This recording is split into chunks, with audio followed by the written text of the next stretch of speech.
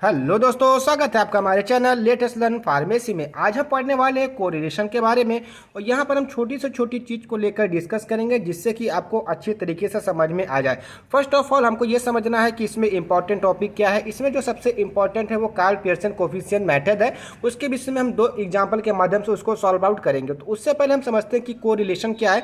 तो कोरिलेशन क्या है? एक एनालिसिस है। एनालिसिस कहने का मतलब क्या है कि हम उसका उद्देश्य करते हैं और को वेरिएशन बिटवीन द टू और मोर वेरिएबल्स क्या है? वेरिएबल्स का मतलब क्या होता है? कोई डाटा, कोई यूनिट। ठीक है, अभी एग्जांपल के तरफ से समझो। मान लो कि आज जो डीजल है, मार्केट में डीजल का रेट मान लो 50 रुपये लीटर है। ठीक है ना। तो उसमें जब हम उस डीजल के माध्यम से ट्रक चलता है, ट्रक के माध्यम से हमारा ट्रांसपोर्टेशन का काम होता है। तो मान लीजिए कि 100 रुपये लगा ट्रांसपोर्ट करने का। तो यहाँ पर मान लीजिए कि आपने क्या किया, फूड्स आइटम मंगाए। अब फूड्स आइटम में 100 रुपये चार्ज के हिसाब से उसने जोड़ लिया। अब उसी के हिसाब से आपको आपके बाजार में बिकने लगा। अब लेकिन हम माने कि यहाँ पे जो डीजल का रेट 100 रुपये हो गया, तो इसका जो ट्रांसपोर्टेशन चार्ज वो 200 रुपये हुआ कि नहीं हुआ। अब जब इसका ट्रांसपोर्टेशन चार्ज बढ़ेगा तो जो यहाँ पर सामान होगा, जो सामान लेकर आएगा, उसकी भी कीमत तो बढ़ेगी।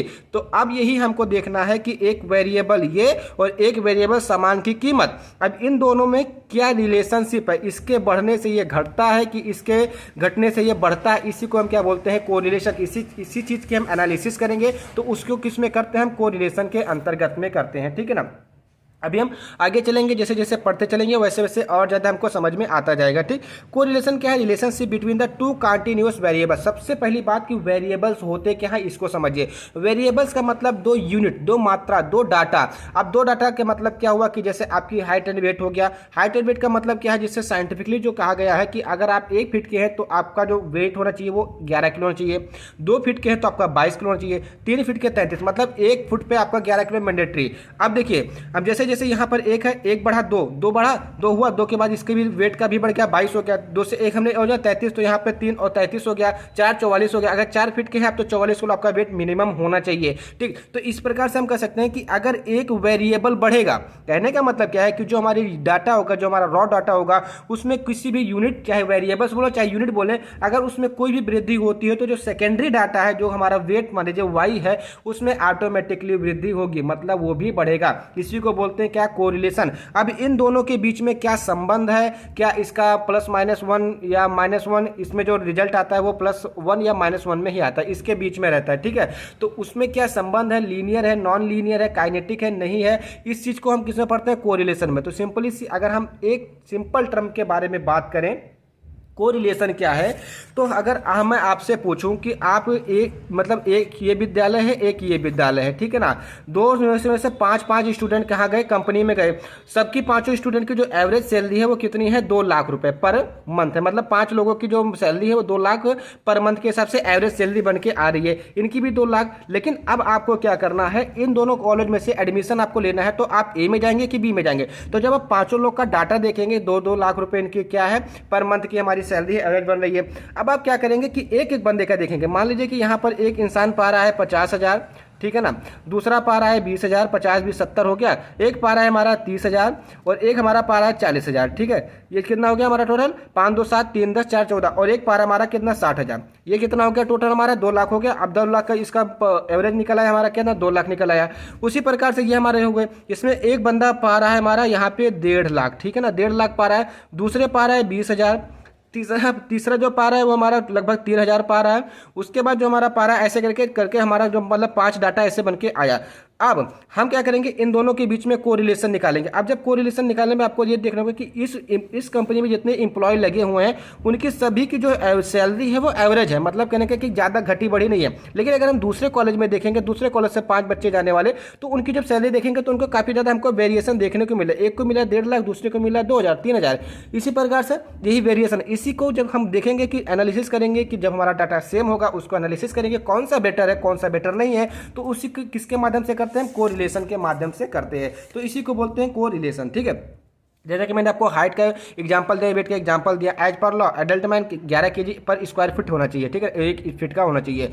इफ अगर हम कोई भी वैल्यू को चेंज करेंगे, किसी भी एक वेरिएबल की वैल्यू को चेंज करेंगे, तो हमारी उसकी कोरिस्पॉन्डिंग में दूसरी वैल्यू भी चेंज होगी। जैसे 1 फीट पे वेट 11 किलो, अगर हमने उसमें फीट में डिफरेंट किया, 2 किलो किया तो वहाँ पे हमारी 22 किलो, तुरंत वहाँ पे जो वेरिएशन होगा आपको देखने को मिलेगा वो वेरिएबल्स में हमारा क्या हो जाएगा, चेंज होगा। ठीक, अब टाइप ऑफ कोरिलेशन में जो होता है positive, negative, linear, simple, multiple. ठीक है ना, तो इसको एक एक समझते हैं। देखिए पॉजिटिव का मतलब क्या हो, जैसे एज आपकी बढ़ती है, एज के साथ साथ में आपके साथ में बीमारियां आती जाती है। ठीक है ना, बीमारियां आते जाने का मतलब क्या है कि जैसे जैसे आप मंकी ब्रांड कहने का मतलब क्या है, जैसे जैसे आप 40 के बाद चलते हैं उस प्रकार से आपकी जो हेल्थ है वो इशू आने लगते हैं। ठीक है, तो आपकी एज बढ़ती है उसके साथ में आपका सिकनेस भी बढ़ता चला जाता है, तो इसको क्या बोलते हैं, पॉजिटिव कोरिलेशन बोलते हैं। वही नेगेटिव कोरिलेशन हम बोले कि वॉल्यूम ऑफ गैस इंक्रीजेस तो उसका प्रेशर घटेगा। छोटे का क्वेश्चन है, अगर गैस का वॉल्यूम बढ़ेगा तो उसके जो प्रेशर होगा वो घटेगा। अब इसका एक एग्जांपल और लेते हैं। देखिए एग्जाम्पल के लिए अगर आप मार्केट में कोई प्रोडक्ट देख रहे हैं, मार्केट में प्रोडक्ट देख रहे हैं, उसका जो अगर उसकी बिक्री ज़्यादा होने लगी तो बिक्री ज़्यादा होने लगी तो हम उसका रेट बढ़ाने की कोशिश करेंगे, और जैसे ही रेट बढ़ेगा उसकी बिक्री डाउन हो जाएगी। अब हम एग्जाम्पल के तौर पे एक बिस्किट की पैकेट है, उसको आपको मिली 50 रुपये में, लेकिन 50 रुपये में बिकते ही जा रहा है, तो कंपनी ने सोचा कि 50 से 100 कर दें, उसने 100 कर दिया। जब उसने 100 कर दिया तो उसकी बिक्री घट गई। तो इसका मतलब क्या है कि जब कंपनी ने अपना प्राइस रेट बढ़ाया तो उसकी जो बिक्री है वो घट गई। इसी को क्या बोलते हैं, नेगेटिव कोरिलेशन, -1 में आएगा। ठीक है ना, उसके बाद सिंपल कोरिलेशन का है कि इसमें केवल 2 वेरिएबल्स होते हैं, 2 यूनिट होते हैं, जैसे मैंने हाइट वेट की बात की है। उसके बाद मल्टीपल, अभी इस मल्टीपल आपको पढ़ना है आगे चल के, इसमें मोर देन 2 वेरिएबल्स होते हैं। नॉन लीनियर में क्या होता है कि एक वेरिएबल में चेंज होता है जो, लेकिन does not constant change in second variable. कहने का मतलब क्या है कि वो सेकंड वेरिएबल में उतना कॉन्स्टेंटली वो हमारा क्या होता है कि चेंज नहीं होता। इसका मतलब क्या है कि जैसे प्राइसेस बढ़े तो उसकी बिक्री घटी, लेकिन कितनी घटी, 55 उसने 50% दाम बढ़ाया तो 20% घट गई, फिर भी 30% का फायदा हुआ। उसी को क्या बोलते हैं, नॉन लीनियर में बोलते हैं। उसी प्रकार से लीनियर में क्या होता है कि अगर हम एक वेरिएबल को चेंज करेंगे तो दूसरा वेरिएबल भी चेंज, जैसे अभी मैंने आपको बताया ट्रांसपोर्टेशन वाला, अगर डीजल का दाम बढ़ेगा तो ट्रांसपोर्टेशन रेट बढ़ेगा। उसी प्रकार से 5 ग्राम पाउडर के लिए 1 चाक बनता है तो 10 ग्राम चाक पाउडर के लिए 2 चाक बनेगा। ठीक, तो इसी को बोलते हैं क्या, कोरिलेशन बोलते हैं। ठीक है, इतना समझ में आया कि नहीं आया समझ के। अब बात करते हैं कि एडवांटेजेस क्या है कोरिलेशन के, तो ये हमको मेजर एंड डिस्क्राइब करता है linear relationship between the 2 variables. मैंने अभी कॉलेज का एग्जाम्पल बताया कि अगर आपको एडमिशन लेना हो कि एक इस कॉलेज में बी कॉलेज में लेना चाहिए, तो आप वहाँ के 5 स्टूडेंट उठाएंगे, कौन सी कंपनी में है, उनकी एवरेज सैलरी कितनी है। जब आप देखेंगे 2-2 लाख बराबर, तो दोनों में कुछ में कंफ्यूज हो जाएंगे। लेकिन जब आप उसका कोरिलेशन निकालेंगे वो 2-2 लाख रुपए सैलरी का, तब आपको पता चलेगा कि ए वाला बेस्ट है कि बी वाला बेस्ट है। तब उस प्रकार से आप अपनी एडमिशन प्रक्रिया वहाँ पर पूरी करेंगे। करते हैं कि नहीं करते हैं। ठीक, उसके बाद very useful where no identified response variable exit. कहने का मतलब क्या है कि कोई भी जैसे उसने रेटिंग स्टार दी, 5 स्टार दी, उन्होंने भी 5 स्टार दी, उन्होंने भी 5 स्टार दिया, उनकी भी ग्रॉस सैलरी 2 लाख, उनकी भी ग्रॉस सैलरी 2 लाख आ रही है, तब आपको पता कैसे चलेगा भाई कि कौन सा बेस्ट है। तो आप कोरिलेशन का यूज करेंगे। जब आप कोरिलेशन का यूज करेंगे तो वहाँ पर आप सिंपल सा बता सकते हैं, कोई भी एग्जिट डाटा नहीं प्रेजेंट होगा, वहाँ पे कोई भी रेफरेंस डाटा नहीं प्रेजेंट होगा। बस क्या आप 2 लाख देखेंगे, पर व्यक्ति की सैलरी देखेंगे, उस हिसाब से आप उनके बीच का जो कोरिलेशन होगा उसको फाइंड आउट करेंगे, वही आपका क्या कहलाएगा, कोरिलेशन। तो ये आपके लिए बेस्ट हो जाएगा। एंड मेजर 1 देन 2 वेरिएबल, जो मल्टीपल वेरिएशन में मल्टीपल होता है, मतलब मल्टीपल कोरिलेशन में वहाँ पर हम 2 वेरिएबल से ज़्यादा का भी हम कर सकते हैं, मतलब 3 यूनिवर्सिटी, 4 यूनिवर्सिटी, 5 यूनिवर्सिटी को हम कोरिलेशन करके उनके कौन सी बेस्ट ये पता कर सकते हैं। अब इसके कुछ डिसएडवांटेजेस भी हैं। Does not indicate the cause of effect, मतलब जैसे उसकी सैलरी क्यों कम है, मतलब ए यूनिवर्सिटी वाले 5 बंदे की सैलरी अच्छी है एज कंपेयर टू 5 बंदे वाले बी कॉलेज की, तो बी कॉलेज की वाले की बंदे की सैलरी कम क्यों है, इसका हम पता नहीं कर सकते। बस इतना बता सकते हैं कि इनकी सैलरी कम है, इनकी सैलरी ज़्यादा है। ठीक, कोरिलेशन इनका इतना बेटर है इनसे। एंड कैन नॉट से व्हिच वेरिएबल है dependent and which in independent. हम किसी को नहीं बोल सकते हैं कि भाई जैसे बाई चांस अगर बी वाले कॉलेज में बच्चों ने कम मेहनत की तो हम ये नहीं बोल सकते कि कॉलेज की गलती है। तो इसमें ये भी पता नहीं कर सकते कि डिपेंडेंट है कि नहीं डिपेंडेंट है। ठीक है, and can not be use for predicting और एस्टिमेटिंग वैल्यू, और जो वैल्यू होगी उसको हम प्रिडिक्ट नहीं कर सकते हैं पहले से। ठीक, उसके बाद इसके एप्लीकेशन क्या है, identifying the nature of relationship between the variables, मतलब वेरिएबल के बीच में किस प्रकार का रिलेशनशिप है, पॉजिटिव रिलेशनशिप है, नेगेटिव रिलेशनशिप है या लीनियर रिलेशनशिप है, ये चीज़ हम यहाँ पता करते हैं। ठीक है ना, and using the identifying the independent and dependent variables, मतलब कहने का जो डिपेंडेंट हो गया इंडिपेंडेंट वेरिएबल के में आइडेंटिफाई करेंगे कि कौन सा है। And using forecasting future occurrence with the help of regression analysis. अब देखिए आप लोग ग्राफ बनाते होंगे, ठीक है ना, ग्राफ आप जब बनाते हैं तो देखते हैं कि एक एक्स एक्सिस लेते हैं और दूसरा आप वाई एक्सिस लेते हैं, सॉरी यहाँ पर एक्स लेते हैं, यहाँ पर वाई लेते हैं। तो जब आप ग्राफ बनाते हैं तो देखते हैं कि ऐसे एक पॉइंट पे चलता है, उसके बाद ये चलता है। तो ये जो हमारा कौन सा होता है, ये हमारा लीनियर, मतलब लीनियर चल रहा है और साथ में हमारा क्या है, पॉजिटिव कोरिलेशन। लेकिन हम दूसरा ग्राफ बनाते हैं जब हमारा क्या होता है, ये ऐसे चलता है। तो इसमें क्या होता है कि जैसे एक्स का मान हम बढ़ाते जाएंगे, ये एक्स है ये वाई है, जैसे जैसे हम एक्स का मान बढ़ा रहे हैं वैसे वैसे वाई का जो मान है वो हमारा गिरता हुआ चला रहा है। इसी ग्राफ के एनालिसिस करने के लिए किसी भी ड्रग की किसी भी रिसर्च में हम काम करते हैं तो इसी चीज को हम लेते हैं कि एक ग्राफ लेते हैं, वो ग्राफ में कैसे डाउनवर्ड जा रहा है कि अपवर्ड जा रहा है। अब अगर डाउनवर्ड जा रहा है तो इसका मतलब क्या है कि एक्स के सापेक्ष वाई की जो वैल्यू है वो घटती जा रही है। वहीं अगर हम एक्स इस वाले में देखें तो एक्स के सापेक्ष हमारी वाई की वैल्यू बढ़ती जा रही है। तो इसी कोरिलेशन को पता करने के लिए रिसर्च में जब आप आगे चल के किसी भी प्लांट पे या किसी भी ड्रग पे रिसर्च करेंगे तब आपको ये बहुत ही इंपॉर्टेंट लगेगा कोरिलेशन की, काश वहां पे हमने पढ़ लिया होता। तो इसलिए बोल रहा कि वीडियो पूरा देखना, स्किप मत करना, बहुत ही अच्छा टॉपिक है। ठीक, कैसे निकाला जाता है ये मेरी जिम्मेदारी है, मैं बताने के लिए बैठा हूँ। ठीक, उसके बाद जो हमारा नेक्स्ट टॉपिक आता है Karl Pearson coefficient of the correlation. अब इसमें मैथमेटिकल पोर्शन आएगा। ठीक, तो कार्ल पियर्सन क्या करता है, सजेस्ट करता है कि mathematical model for measuring the intensity और magnitude of linear relationship between the two variable series. कहने का मतलब क्या है कि अगर आपकी दो वेरिएबल सीरीज दी हुई है तो उनके बीच में जो कोरिलेशन वैल्यू है, ठीक है ना, उसको फाइंड आउट करेगा, उसको मेजर आउट करेगा। तो उसके लिए कौन आता है, कार्ल पियर्सन कोफिशिएंट मेथड होता है। वैसे इसमें रैंक मेथड वगैरह भी होते हैं लेकिन वो आपके सब्जेक्ट में नहीं दिया हुआ है, आपके सिलेबस में नहीं दिया हुआ है, वो मेन स्टैटिस्टिक में दिया हुआ, तो उसको पढ़ने की कोई जरूरत नहीं है। ठीक है ना, जो एडवांस जो आपके सिलेबस में दिया है बस उतना ही। ठीक है ना, इसको हम पियर्सन कोफिशिएंट के नाम से भी जानते हैं। ठीक है ना, कोरिलेशन को डिनोट करते हैं आर से, और फॉर्मूला जो होता है इसमें एक्चुअल मिल का वो होता है r equal to summation d x into d y by under root summation d x square into summation d y square. ठीक है ना, जहां पर जो डी एक्स होगा वो आपका एक्स होगा, एक्स क्या होता है आपका सीरीज में जो मान दिया होगा वो, और जो एक्स ये बार एक्स बार है वो क्या हो जाएगा आपका मीन होता है, एक्चुअल मीन। मतलब कहने का कोई डाटा है, डाटा पांच डाटा को जोड़ के उसके 5 से भाग देने के आपका क्या बन जाता है, मीन बन जाता है। अभी हम इसमें जो क्वेश्चन सॉल्व करेंगे तब आपको ये सारे फॉर्मूला समझ में आते हुए चले जाएंगे। अगर हम एज्यूम्ड मीन लेते हैं, क्योंकि हम ऑलरेडी सब कुछ देख चुके हैं, individual series, discrete series, continuous series, उसमें एज्यूम्ड मीन कैसे लिखते हैं, डायरेक्ट मेथड, शॉर्टकट मेथड कैसे करते हैं, ये सारी चीजें हम वहाँ पे देख चुके हैं। ठीक है ना, बस उसी को फार्मूले को हम यहाँ पे लिख रहे हैं। आर इक्वल टू क्या होगा, मतलब एज्यूम्ड मीन, अगर हम किसी में एज्यूम्ड ले रहे हैं, अगर हमको देखिए एक चीज मैं और बता देना चाहता हूँ, देखिए सब कुछ ध्यान में आता जा रहा है। देखिए आपको मैं दो मेथड बताया, एक बताया मैंने एज्यूम्ड मीन, ठीक है ना, और दूसरा मैंने अभी आपको जस्ट बताया डायरेक्ट मेथड। ठीक है ना, अब बात आती है कि कहाँ पर हम एज्यूम्ड मीन का यूज करेंगे, कहाँ पर हम डायरेक्ट मेथड का यूज करेंगे, मतलब मीन का यूज करेंगे। तो एज्यूम्ड मीन में सिंपल सा हम उससे ले लेते हैं जो हमारी सीरीज होती है, उससे एक को सेलेक्ट करें, तो मान लो 190 180 170 लिया, तो हमने एज्यूम्ड मीन 180 को लेकर कैलकुलेशन कर लिया, और डायरेक्ट मेथड हम पूरे को जोड़ करके उसका हम मीन निकाले। तो उसके बाद अगर कहीं पर भी मीन निकालने पर वो दशमलव में आ जाए, जैसे 2.2 5.4, तो आप एज्यूम्ड मीन का सहारा लीजिएगा, क्योंकि जब दशमलव में कोई भी पॉइंट आ जाता है तो उसकी जो कैलकुलेशन हो जाती है वो टफ हो जाती है। तो अगर मीन आपका दशमलव में आ रहा है तो आप तुरंत एज्यूम्ड मीन उठाइए। अगर आप वहां पे गलती करेंगे डायरेक्ट मेथड तो आपका जो कैलकुलेशन हो जाएगी वो लॉन्ग हो जाएगी। इसलिए अगर आपका जो मीन का जो एवरेज वैल्यू आ रही है, मीन आ रही है, वो आपकी 2.2 या 5.4 या पॉइंट में कोई भी आ रहा है, तो उसके लिए आप एज्यूम्ड मीन का यूज कीजिएगा, क्योंकि वहां पर आपका पॉइंट नहीं होगा, आसानी से आपका क्वेश्चन लगता हुआ चला जाएगा। अगर आप वहां पे डायरेक्ट मेथड यूज करेंगे तो पक्का है फंसेंगे।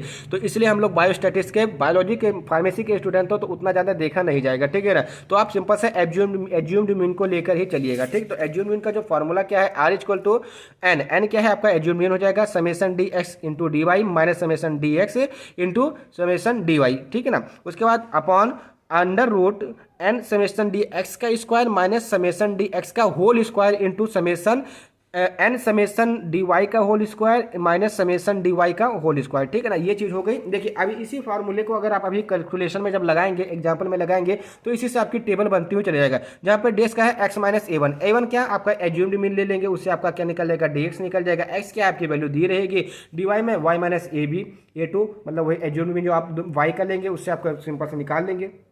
और ग्रुप डाटा के लिए, ग्रुप डाटा का मतलब जैसे इंटरवल दिया होता है जिसमें जैसे 40 से 50, 50 से 60, 60 से 70, तो उसके जो फॉर्मूला लगता है एन समेशन यू वी की जगह आप एक्स वाई भी लिख सकते हैं, minus summation u summation v upon under root n summation u square minus n sorry summation u का whole square into under root n summation v का square minus summation ये वी का whole square. ठीक है ना, इसका use करेंगे जब भी हमारा क्लास इंटरवल्स डाटा दिया होगा। यू माने एक्स माइनस ए यू, वही एक्स माइनस एक जो भी मैंने एज्यूम मीन से आप सिंपल से उसको निकाल लेंगे। अब मेन चीज पर आते हैं हम अपने क्वेश्चन के ऊपर। ये हमारा डाटा दिया हुआ है, इसमें इसने बोला कि कार्ल पियर्सन कोफिशिएंट को आपको फाइंड आउट करना है। ठीक, तो डाटा हमारा क्या है, एक्स का मान क्या है 46, 54, 56, 58, 60, 62, 56 और वाई का मान 36, 40, 44, 54, 42, 58, 42। ठीक है, ये दिया हुआ है, दो डाटा आपके पास दिया हुआ है। आपको इसका क्या निकालना है, कार्ल पियर्सन कोफिशिएंट निकालना है। तो आप सिंपल सा पहले फार्मूला लिखेंगे, r equal to summation d x into d y बटा under root summation d x का square into summation d y का स्क्वायर। अब आप यहाँ पे आपने देख लिया। अब यहाँ पर मैंने अभी आपको जस्ट बताया कि डायरेक्ट मेथड में आपको मीन की जरूरत पड़ती है। ठीक, जब आपको मीन की जरूरत पड़ेगी तो सिंपल से आप इसका पहले ही मीन निकाल लीजिए। तो जब आप इसको टोटल कैलकुलेट करेंगे तो 392 बटा 7 मतलब 7 1 2 3 4 5 6 7 डाटा है तो 7 से भाग दे देंगे तो आपका 56 वैल्यू मतलब एक्स का जो मीन आएगा वो 56 आएगा और जो वाई का मीन आएगा वो 46.86 आएगा। अब क्या करते हैं, हम इसका एक टेबल बनाएंगे फॉर्मूले के हिसाब से। फॉर्मूले में क्या क्या चाहिए, डी एक्स मतलब एक्स चाहिए, डी वाई चाहिए और डी एक्स स्क्वायर चाहिए, डी वाई स्क्वायर चाहिए, ये चाहिए। ठीक है, तो हमको x चाहिए वो जो कि मैंने बताया आपको, उसके बाद आपको dx चाहिए, उसके बाद आपको dy चाहिए, डी एक्स स्क्वायर चाहिए। ठीक है, डी एक्स स्क्वायर चाहिए, y चाहिए, y square d y square चाहिए और d x into d y चाहिए क्योंकि ये भी आपका फॉर्मूले में है। ठीक है, सबसे पहले यहाँ पर आप फॉर्मूले देखिए, summation d x into d y, d x d y आपको यहाँ पे मिल जाएगा, समेसन डी एक्स स्क्वायर आपको यहाँ पे मिल जाएगा, समेसन डी वाई स्क्वायर आपका यहाँ पे मिल जाएगा। ठीक, तो x का मान कितना है 46, 56, 54, 56, 56, 58, 60, 62 ये है। उसके बाद आप क्या करेंगे, इसका सिंपल सा dx निकालेंगे। dx निकालने का फॉर्मूला क्या है, x माइनस मीन, जो आपकी मीन होगा उससे हम x को माइनस कर देंगे। तो यहाँ पर मीन आपका कितना 56 निकला, तो 46 माइनस 56 माइनस 10 हो गया, 54 माइनस 56 माइनस 2 हो गया, 56 माइनस 56 0, 56 माइनस 56 0 हो गया। ठीक है ना, 58 माइनस 56 2 हो गया, 60 माइनस 56 4 हो गया, 62 माइनस 56 आपका 6 हो गया। ठीक, ये आपका निकला। अब आप इसको समेसन करेंगे तो summation d x equal to 0 हो जाएगा क्योंकि 10 2 12 और 6 4 10 2 12, यहाँ पे माइनस 12 यहाँ पे प्लस 12 दोनों कट के बराबर 0 हो जाएंगे। ठीक, तो dx आपका यहाँ पे निकला। अब आप क्या करेंगे, dx स्क्वायर निकालेंगे। dx स्क्वायर आपने निकाला कि 10 का स्क्वायर 100 होता है, 2 का स्क्वायर 4 होता है, 0 0 का स्क्वायर 0 होता है, 2 का स्क्वायर 4 4 का स्क्वायर 16 6 का स्क्वायर 36 होता है। अब आपका ये निकल गया क्या, x की वैल्यू के लिए। x के लिए आपका क्या निकल गया, समेसन डी एक्स स्क्वायर जो कि आपकी जरूरत यहाँ पे पड़ेगी। ठीक, यहाँ पर जो आपकी जरूरत पड़ेगी वो उसका मान आपने यहाँ पे निकाल लिया, कितना आया 160 आया। अब y का मान देखिए जो हमारे मतलब सर 36 40 44 54 42 58 54। ठीक है ना, ये आपका दिया हुआ है। अब इसमें आप क्या करेंगे, dy निकाल लीजिए। तो dy निकालने का वही फार्मूला, इसका पहले मीन निकालिए, उसके बाद मीन से y को सब्सटीट्यूट कर दीजिए। तो इसका जो टोटल वैल्यू भी आएगी आपके क्या 0 आ रही है। ठीक है ना, अगर इसको आप कैलकुलेट करेंगे तो आप देखेंगे इसकी भी वैल्यू 0 आ रही है। उसके बाद डी वाई स्क्वायर निकाल लेंगे। जब इसका हम पूरा स्क्वायर करते हुए चलेंगे तो इसकी जो टोटल वैल्यू निकल के आएगी 422.80 निकल के आएगी। ठीक, ये आपके यहाँ पर आ गई 8 6 है यहाँ पे 8 6 है ये। उसके बाद d x into d y मतलब जो आपका ये वैल्यू है इससे और आपका जो डी वाई है ये इससे आपको गुणा कर देना है। तो 10 गुणे हमारा यहाँ पर क्या है 10 माइनस 10.86 तो 108.6 हो जाएगा। -2 यहाँ पर है -2 गुणे यहाँ पे 6.85 है। ठीक है, 8 6 है तो यहाँ पर 47.0 यहाँ पर 13.72 हो जाएगा। ठीक है ना, इस प्रकार से हम गुणा करते हुए चले जाएंगे और इसका फाइनल वैल्यू निकालेंगे कितना, summation d x d y equal to 200। इसका टोटल वैल्यू 200 आएगा। आप सिंपल सा क्या करिए, आप फॉर्मूले के ऊपर रख दीजिए। फॉर्मूला क्या करता है, r equal to summation d x into d y upon under root summation d x square into summation d y square. अब यहाँ पर आप यहाँ पे टेबल पे उठाइए, summation d x into d y क्या है, summation d x d y क्या है 200 है, यहाँ पे आप तुरंत 200 लिख दीजिए। उसके बाद समेसन डी एक्स स्क्वायर क्या है, समेसन डी एक्स स्क्वायर आपका 160 है, अंडर रूट 160 इंटू आपका समेसन डी वाई स्क्वायर क्या है, समेसन डी एक्स का 422.86 है, यहाँ पर 422.86 आपने लिख दिया। अब देखिए यहाँ पर हमने दोनों चीज़ किया हुआ है, रूट को अलग भी किया हुआ, रूट को एक साथ में भी लिया हुआ, मतलब एक ही रूट के अंदर में दोनों वैल्यू ले ली है और रूट के अंदर में हमने अलग अलग वैल्यू ली है। कोई इफेक्ट नहीं पड़ेगा रिजल्ट पे, देखते चलिए। देखिए 200 हमने 200 उसके बाद इसको जब हम गुना करेंगे, मतलब इसको जब गुना करेंगे तो आपका आएगा 67,657.6। ठीक, ये आया। वहीं अगर हम इसमें देखेंगे इस वाले मेथड, पहले इसको सॉल्व करते हैं, 67,657.6। अब जब हम इसका जो रूट निकालेंगे तो आएगा 260.11074। 11074। अब जब 200 को इससे भाग देंगे तो आपका जो वैल्यू निकल के आएगी 0.7689। यही आपका क्या हो जाएगा कोरिलेशन। मैंने बोला था या तो +1 से कम आएगा या तो +1 से ज़्यादा नहीं, मतलब -1 और +1 के बीच में आएगा, तो ये उसी के बीच में आया। वहीं अगर इसमें देखिए हमने रूट को अलग कर दिया, 160 का रूट आपका कितना होता है 12.6491 होता है, वही 422.86 का रूट कितना होता है 20.5636 होता है, ठीक है ना। अब फर्दर इसको गुना कर दीजिए 260.110 यहाँ पर भी था, 200 से भाग दीजिए, हमारा जो रिजल्ट है 0.7689 आया। कोई भी इफेक्ट नहीं पड़ेगा। आप जैसे आपको रूट निकालना आता है, लॉन्ग रूट निकालना आता है तो लॉन्ग रूट से निकालिए, शॉर्ट में आता है तो शॉर्ट में निकालिए, ठीक। इसका वीडियो अब मैं आपको ऑलरेडी देख चुका हूँ कि कैसे इसका निकाला जाता है, ठीक। तो ये एग्जाम्पल आपको समझ में आया। अब आते हैं हम दूसरे एग्जाम्पल के ऊपर, डायरेक्ट मेथड में। मतलब हम क्या सिंपल सा कह रहे हैं कि यहाँ पे तो हमने क्या कर दिया था, सिंपल सा डायरेक्ट मेथड लेकर के उसका एक्स वाई निकाल लिया था। अब क्या करें कि सिंपल सा हम एक डायरेक्ट मेथड ले लें, मतलब एज्यूम्ड मीन ले लें, ठीक। तो सिंपल सा calculate the calculation coefficient of correlation for the following data. एक डाटा दिया हुआ है 7 6 5 4 3 2 1 और उसका वाई मान के ना 18 16 14 12 10 6 8 ये दिया हुआ है। मतलब आपका यहाँ पे एक डाटा दिया हुआ है। अब सिंपल सा आपको इसको सोल्यूशन लेना है, तो आप यहाँ पे लगाइए formula R equal to correlation equal to n summation x y minus summation x minus summation y, ठीक है ना, क्योंकि यहाँ पर हम डेविएशन ले रहे हैं, एन ले रहे हैं, ठीक है ना। उसके बाद फिर हम सिंपल सा upon under root summation n summation x square minus summation x का whole square into n summation y square minus summation y का होल स्क्वायर। तो इसका मतलब कि यहाँ पर आपके यहाँ पर एक्स और वाई की जरूरत है, एक्स वाई की जरूरत है और एक्स स्क्वायर और वाई स्क्वायर की जरूरत है। तो सिंपल सा टेबल बनाइए, एक्स का मान आपका दिया हुआ है 7 6 5 4 3 2। अब आपको किसकी जरूरत है, एक्स स्क्वायर की जरूरत है। एक्स स्क्वायर आपका 7 7 49 6 6 36 55 25 4 4 16 3 3 9 2 2 4 1 1 कम 1, ये आपका क्या हो जाएगा, आपका एक स्क्वायर निकल आया। वहीं y है, y का मान आपको यहाँ पे y स्क्वायर चाहिए तो 18, ये आपका मान दिया हो तो 18 का स्क्वायर करेंगे तो 324, 16 का स्क्वायर करेंगे 256, 14 का स्क्वायर करेंगे 196, 12 का स्क्वायर करेंगे 144, 10 का स्क्वायर करेंगे 100, 6 का करेंगे 36 और 8 का करेंगे 64। आप फर्दर आप एक्स वाई निकाल लीजिए, एक्स इंटू वाई तो 18 7 126 होता है, 16 6 96, ठीक है ना। उसके बाद 14 5 70, 12 चौका 48, 10 3 30 और आपका 6 2 12 और 8 1 8, ये आपका एक्स वाई निकला है। अब इसका समेशन निकाल लीजिए, तो एक्स का समेशन एक्स स्क्वायर 28 हो गया। उसके बाद एक्स स्क्वायर का समेशन 140 हो गया। वाई का हो जाएगा समेशन वाई इक्वल टू 84 हो गया। वाई स्क्वायर का समेशन वाई स्क्वायर को 1120 हो गया। एक्स वाई का मान आपका 390 फर्दर फार्मूले पे आप रख दीजिए। N summation x y, n का मतलब क्या है, नंबर ऑफ कितने यहाँ पे प्रेजेंट है, 1 2 3 4 5 6 7, 7 है तो सिंपल सा 7 से यहाँ पे पहले एन बराबर आपका 7 हो जाएगा। तो 7 गुणे समेशन एक्स वाई कितना है 390 माइनस आपका क्या है समेशन एक्स आपका यहाँ पे कितना आया टोटल 28 आया और समेशन वाई आपका कितना आया 84 आया।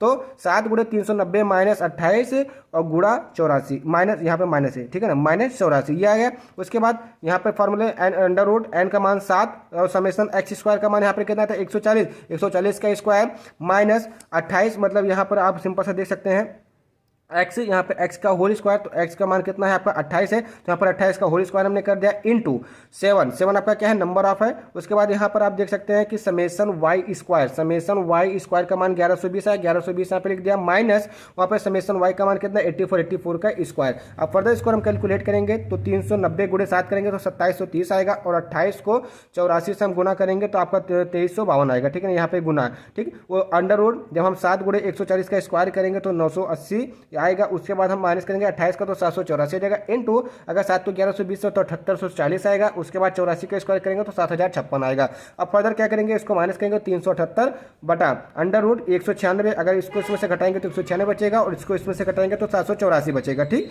तो जो हमारा 196 784, अब 378 और इन दोनों को गुणा कर देंगे तो आपका बचेगा 1,53,644। और जब इसको हम भाग देंगे तो जो आपका टोटल वैल्यू निकल के आएगी, मतलब इसका जब हम रूट निकालेंगे तो 391.97 आएगा। अब 378 को 391.97 से भाग देंगे तो जो आपको वैल्यू आएगी 0.9643 आएगी। देखिए एक चीज समझिए कि फार्मेसी के स्टूडेंट के लिए बायो स्टैटिस्टिक की जो पेपर होता है उसमें कैलकुलेटर आप ले जा सकते हैं, ठीक है ना। कैलकुलेटर आप सिंपल वाला, डिजिटल वाला नहीं, सिंपल वाला आप कैलकुलेटर वहाँ पे ले जा सकते हैं। तो ये जो सारी कैलकुलेशन है आप कैलकुलेटर के माध्यम से भी कर सकते हैं। अगर आपको रूट निकालने में प्रॉब्लम होती है तो आप सिंपल सा इसको कैलकुलेटर के माध्यम से निकाल सकते हैं, ठीक है ना। तो आई होप ये आपको समझ में आया होगा।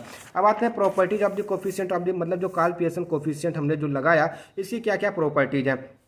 तो पहला क्या है, जो कोफिशिएंट होगा कोरिलेशन का, वो take value between the -1 and +1। देखिए आप, मैंने आपको दो एग्जांपल सॉल्व करके दिखाया, दोनों एग्जांपल आप देख सकते हैं कि -1 और +1। अगर -1 आया तो इसका मतलब उनके बीच में कोई भी अच्छा संबंध है, मतलब नेगेटिव कोरिलेशन आया, मतलब नेगेटिव संबंधों के नेगेटिव रिलेशनशिप होगा। अगर पॉजिटिव में आया एक के अंदर में, तो इसका मतलब क्या, उनका जो रिलेशनशिप होगा वो पॉजिटिव होगा। ठीक, मतलब क्या है कि अगर जैसे जैसे उसकी क्वांटिटी हम बढ़ाएंगे तो दूसरे की क्वांटिटी भी बढ़ेगी। The coefficient of correlation is independent of the change of the scale and origin of the variable. कहने का मतलब क्या है कि इंडिपेंडेंट होता है कि हम उसको चेंज नहीं, अगर एक को चेंज करेंगे तो दूसरा ऑलरेडी यहाँ पर चेंज होगा। उसके बाद इसकी मेरिट क्या है, all value of the x and y in the series are taken into the account. मतलब एक्स वाई दोनों की सीरीज जो भी वैल्यू होगी सारी की सारी वैल्यू यहाँ पे ली जाती है।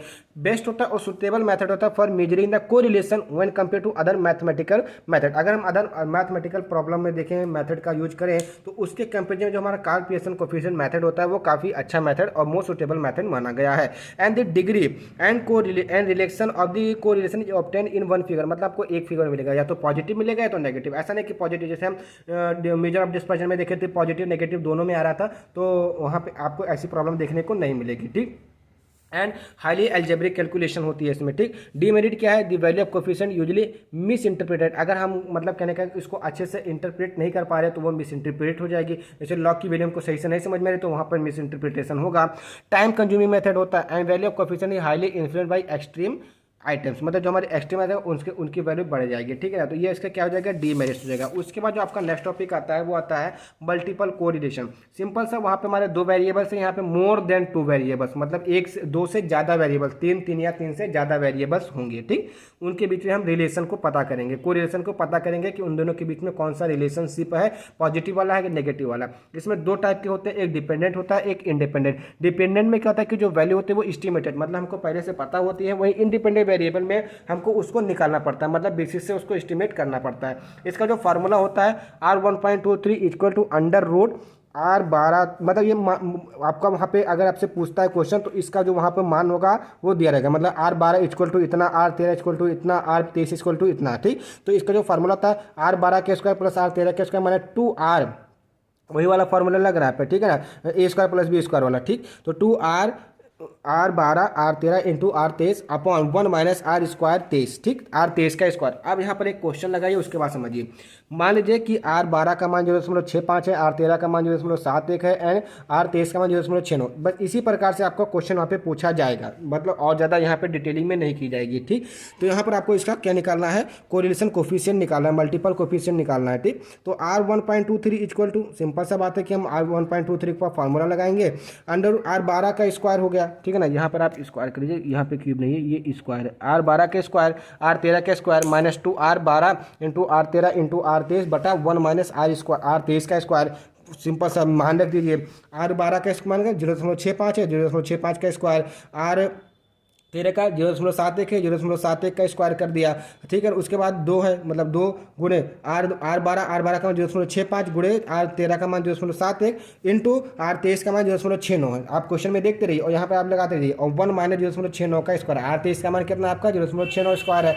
आप फर्दर इसको आप कैलकुलेट कीजिए, तो इसको अगर आप स्क्वायर निकालेंगे तो आपका आएगा 0.4225 प्लस उसके बाद 0.71 का निकालेंगे तो 0.5041 आएगा, माइनस अब इसको आप टोटल मल्टीप्लिकेशन करेंगे तो 0.638687 आएगा, और अपॉन 1 माइनस 0.4761 आपका 69 का वो आपका ये आ जाएगा। ठीक, उसके बाद फर्दर आप इससे कैलकुलेशन करेंगे तो 0.9266 माइनस 0.6387 अपॉन 0.5234, ये आपका कैलकुलेटर से ही किया गया भाई, मैंने उसको उस तरीके से नहीं किया, कैलकुलेटर से ही किया। ठीक, इसको जब कैलकुलेट करेंगे तो आपका जो टोटल वैल्यू निकल के आएगी वो आएगी अंडर रूट 0.5494, और जो इसके अंडर रूट को सॉल्व करेंगे तो 0.7412 आपकी यहाँ पे वैल्यू आएगी। इसी को क्या बोलेंगे आप, ट्राइवेट वैल्यू भी बोलते हैं। ठीक है ना, मल्टीपल कोरिलेशन को हम ट्राइवेरिएट वैल्यू भी बोलते हैं। ठीक है ना, तो मल्टीपल कोरिलेशन अगर आपसे पूछा जाता है तो बस इतना ही पूछा जाएगा कि क्या होता है, बता देना है कि 2 या 2 से अधिक वेरिएबल्स इसमें हम रिलेशनशिप निकालते हैं, फार्मूला बता देना है। अगर एग्जांपल याद हो तो एग्जांपल भी बता दीजिएगा, 7 नंबर में पूछा जा रहा है,